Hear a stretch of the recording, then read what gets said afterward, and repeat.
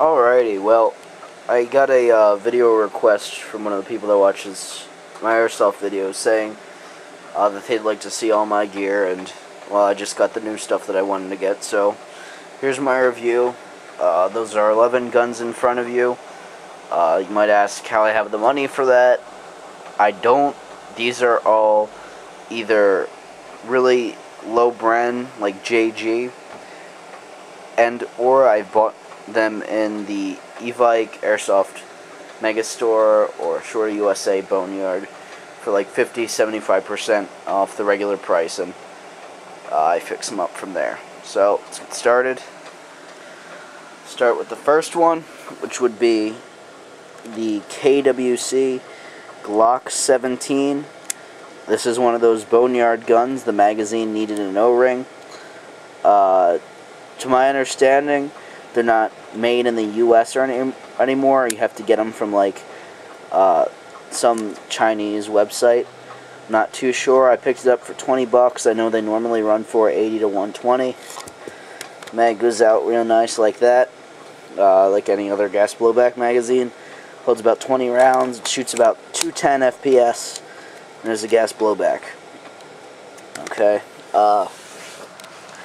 Next, we have my USP. I can't tell you what brand this is because I bought it with the whole box of just regular guns that somebody on eBay didn't want anymore.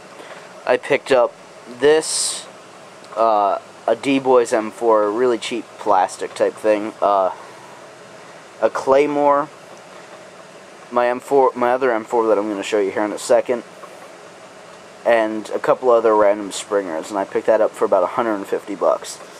But this good feel gun, it's about 2.5 pounds. It's big and it shoots about 330 FPS with green gas. I don't use it for that reason because of the high FPS, and there's really no point in a CQB gun if it's going to shoot that high. So, I mean, I use it as a movie prop, and I use it as a just target shooting if I want to go out back, just shoot a couple rounds because I'm bored. It's good for that. It has decent distance. But like I said, I really can't tell you the brand. Next would be my Tokyo Marui Colt 45. I picked this up. I was just in the market for a cheap 45. It's an AEP. Shoots about 95 FPS. I use it for CQB, and it was about 40 bucks. Whether it was worth that or not is questionable. Everybody says Marui's awesome and everything, but I'm happy with this, but I'm not too happy with it. It gets the job done. It's blowback. It looks neat, and that's basically all I wanted it for. It has a good feel to it. If you want a cheap AEP, I prefer AEPs over gas anyway. I'd recommend something like this. Tokyo Marui does make different models of different AEPs, and instead of always spending your money on gas and taking gas in the field, you can just put AA battery or AAA batteries into it, and you should be good the whole day. Alright, next is my pride and joy for the pistols. This would be a WE Tech Luger. As far as I'm concerned, they're the only brand that makes it. I got this out of the Evike Boneyard for 50 bucks, which is about half off. And it just needed a pin in this part right here, which I just threw something in there, and it works fine. It's a gas blowback. It shoots about 220 FPS. I just got it. That's why the orange tip's still on. But I plan on field testing it tomorrow. It gets about 40 feet. And really detailed gun. I'm really into the World War II and German stuff like that. And I wasn't going to pass it up. They were doing a random selection. And I just so happened to get the color and size I wanted. So, it worked out pretty well. Next would be the brand escapes me at the moment. But it's a beginner's gas blowback pistol. It has that classic 45 look. It shoots about 210, 190, between 190 and 210 with green gas. The magazine holds about 15 rounds. It's not blowback, but it gets the job done. I do a Vietnam loadout, and this is the kind of Colt that everybody used back then, so I picked it up in the boneyard for about, Evike boneyard for about 12 bucks. And I haven't field tested it yet, reason why the orange tips on it, I just got this stuff yesterday. But I really like the feel. Most Colts do have a really good feel. If you want something cheap that looks cool, like the Tokyo Marui, I'd go with this. Alright, next, as we move into the more, as in the rifles, AEGs, this is my JG AK-47. I picked this up in the Airsoft Megastore Boneyard for 45 bucks. They were just doing a random selection. What they said wrong with it was selector switch issues, and when I got it, that's what it was. It only needed a screw with the selector switch. Really was a really easy fix for getting half off on a gun, or no, I guess about 60% off in the end. Really didn't do any upgrades to it yet. I have a tight bore in it. Really nice feel. If you're just getting into airsoft or something and really like the AK, I'd recommend it. I always recommend low-end guns anyway. I mean, if you know what you're doing and you learn how to upgrade them, your gun can be just as good as any others, any other Marui ICS or whatever. But I use this in the field quite often. It is my primary, usually. It's only given me problems once because I have a MOSFET in it that gives 3-round bursts, and sometimes I have a wiring issues, and the selector switch issues come back and have trouble with semi-auto. But other than that, it's a good gun. I have an ICS sling on it. I prefer 3-point slings because they're a hell of a lot nicer than anything else. But next, we have my JG M4, the one I was telling you about that I picked all that extra stuff up for. That whole package is about $150. I mean, if you're looking to work on guns and get something to know about it, look on eBay and always go in the boneyard.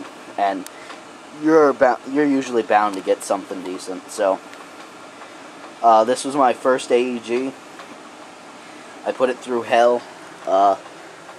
One of the main reasons I don't use it anymore is because I was playing one time and I tripped and fell over some vines and landed right on it and broke some of the plastic in the internals. It lasted me for a couple months after that. Then I started having a lot of problems. It still works, but it's shooting too hot for C3's rules, so I can't use it. But just to show a person what an AEG feels like, I'll usually show them this and let them shoot it in the backyard. If you like M4s with rails, I mean, I love the RIS systems. You can just personalize it per se, so I'd recommend that.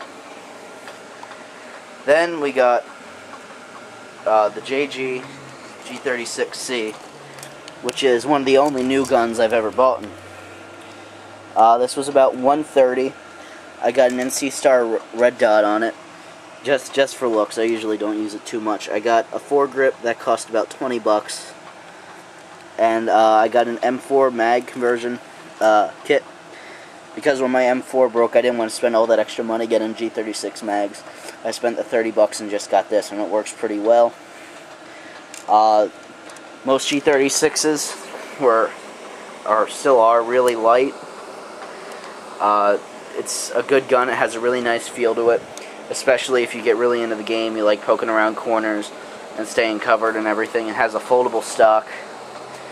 This is shooting about, let me think, 370, and I get decent range with it. I used to have a Mach silencer on it with a 680mm type bore, but I took that off because it was getting a little unwieldy, and this is one of my main backup guns, just in case and for other things. And my AK, forgot to mention, that shoots about 375 as well.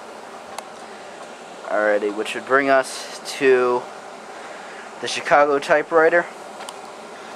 I just got this yesterday along with the Luger and everything and the Colt. I've plugged it in, I've shot it in the backyard. I haven't chronoed it yet, but it shoots pretty good. It's a classic looking gun. It's a soft air.